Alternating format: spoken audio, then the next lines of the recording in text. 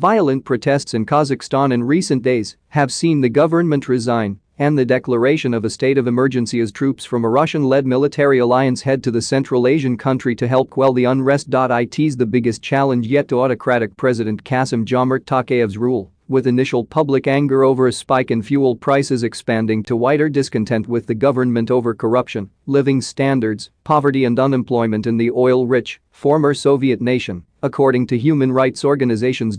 Protesters reportedly stormed the airport in the country's biggest city, Almaty, forcibly entered government buildings and set fire to the city's main administration office, local media reported.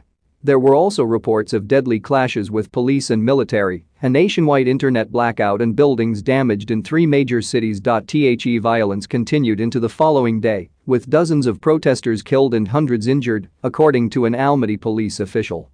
Security forces reportedly fired on protesters and explosions were heard close to Republic Square in Almaty, Russian state news agency TASS reported. In a televised address Friday, Tokayev said that, while the situation had stabilized in Almaty, an anti-terrorist operation continues throughout the country, and that he'd ordered security forces to kill without warning. As of January 7, a total of 18 law enforcement personnel had been killed in the violence and 748 injured, state television Khabar 24 reported, quoting the Interior Ministry.